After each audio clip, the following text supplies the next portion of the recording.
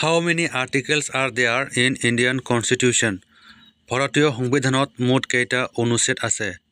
অপশ্যনসমূহ দিয়া আছে। Option A 395, option B 396, option C 448 আৰু অপশ্যন ডি 245। ইয়াৰে শুদ্ধ উত্তৰটো হ'ব অপশ্যন চি 448।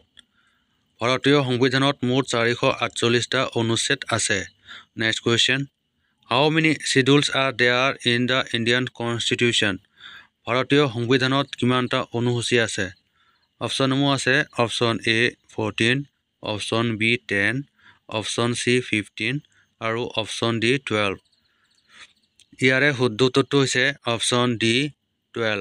ভাৰতীয় সংবিধানত মুঠ 12টা অনুসূচী আছে। Next question, When was the first session of the Constitution Assembly held? সংবিধান সভাৰ প্ৰথম অধিৱেশন কেতিয়া অনুষ্ঠিত হৈছিল? অপশ্যনসমূহ দিয়া আছে। অপশ্যন এ 26 জানুৱাৰী 1950, অপশ্যন বি 9 ডিচেম্বৰ 1946, অপশ্যন চি 26 নৱেম্বৰ 1946 আৰু অপশ্যন ডি 15 আগষ্ট 1947।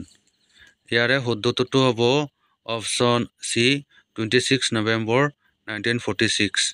Next question, Who was the chairman of the drafting committee of the Constituent Assembly? সংবিধান সভাৰ খচৰা সমিতিৰ অধ্যক্ষ কোন আছিল? অপশ্যনসমূহ দিয়া আছে। Option A doctor B R Ambedkar, option B Jawaharlal Nehru, option C doctor Rajendra Prasad আৰু অপশ্যন চি চক্ৰৱৰ্তী ৰাজাগোপালাচাৰী। ইয়াৰে শুদ্ধ উত্তৰটো হৈছে option A doctor B R Ambedkar. Next question, Which of the following is the largest Lok Sabha constituency in terms of area? ক্ষেত্ৰফলৰ ফালৰ পৰা তলৰ কোনটো সমষ্টি সৰ্ববৃহৎ লোকসভা সমষ্টি? অপশ্যনসমূহ আছে। Option A Arunachal west, option B Ladakh, option C Kutch আৰু অপশ্যন ডি বাৰ্মাৰ। ইয়াৰে শুদ্ধ উত্তৰটো হৈছে অপশ্যন বি লাডাখ। লাডাখ হ'ল ক্ষেত্ৰফলৰ ফালৰ পৰা ভাৰতৰ সৰ্ববৃহৎ লোকসভা সমষ্টি। Next question, Who was the constitutional advisor of the Constituent Assembly? সংবিধান সভাৰ সাংবিধানিক উপদেষ্টা কোন আছিল?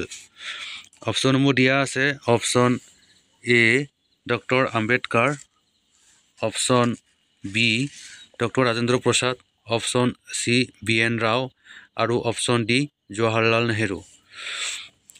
ইয়াৰে শুদ্ধ উত্তৰটো হৈছে option C B N Rao.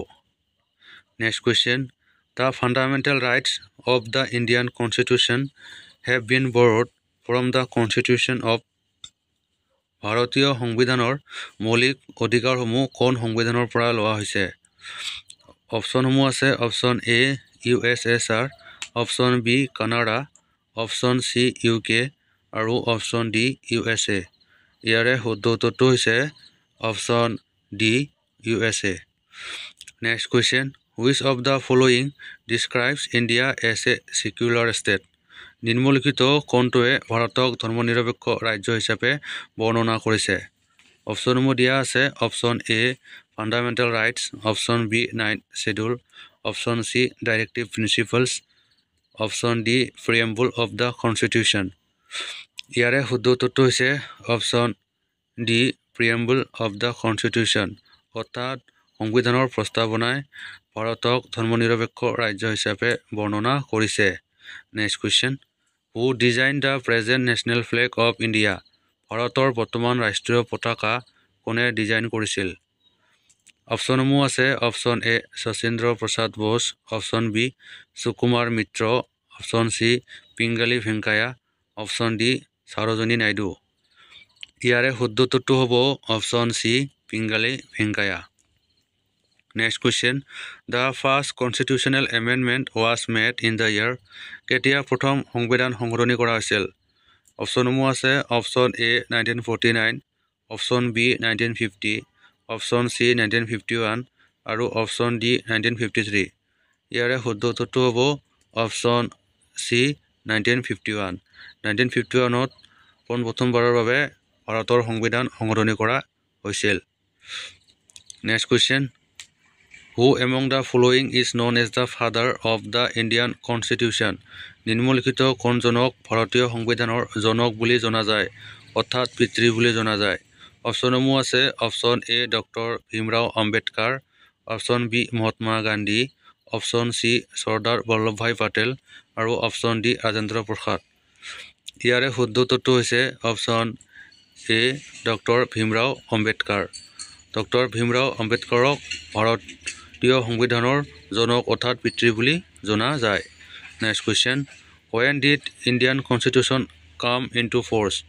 ভাৰতীয় সংবিধান কেতিয়া কাৰ্যকৰী হৈছিল অপচনসমূহ আছে অপচন এ 15 আগষ্ট 1947 অপচন বি 22 ডিচেম্বৰ 1950 অপচন চি 26 জানুৱাৰী 1950 আৰু অপচন ডি 26 নৱেম্বৰ 1949 ইয়াৰে শুদ্ধ উত্তৰটো হৈছে অপচন চি 26 জানুৱাৰী 1950 অৰ্থাৎ 1950 চনত 50 চনৰ 26 জানুৱাৰীত ভাৰতীয় সংবিধান কাৰ্যকৰী কৰা হৈছিল next question What was the time taken by the Constituent Assembly to frame the Constitution? সংবিধান প্ৰস্তুত কৰিবলৈ সংবিধান সভাই কিমান সময় লৈছিল অপচনসমূহ আছে option A 2 years 10 months 17 days option B 2 years 11 months and 18 days option C 1 year 11 months and 18 days আৰু option D 2 years 11 months and 17 days ইয়াৰে শুদ্ধ উত্তৰটো হৈছে option B 2 years 11 months and 18 days next question how many committees were set up by the Constituent Assembly for framing the Constitution সংবিধান প্ৰস্তুত কৰাৰ বাবে সংবিধান সভাৰ দ্বাৰা কিমানখন সমিতি গঠন কৰা হৈছিল অপচনসমূহ আছে অপচন এ 22 অপচন বি 15 অপচন চি 9 আৰু অপচন ডি 13 ইয়াৰে শুদ্ধ উত্তৰটো হ'ব option A 22 next question When was the Constitution of India adopted by Constituent Assembly? সংবিধান সভাই ভাৰতৰ সংবিধান কেতিয়া গ্ৰহণ কৰিছিল অপচনসমূহ দিয়া আছে অপচন এ 26 নৱেম্বৰ 1948 অপচন বি 26 নৱেম্বৰ 1949 অপচন চি 25 নৱেম্বৰ 1948 আৰু অপচন ডি 25 নৱেম্বৰ 1949 ইয়াৰে শুদ্ধ উত্তৰটো হ'ব অপচন বি 26 নৱেম্বৰ 1949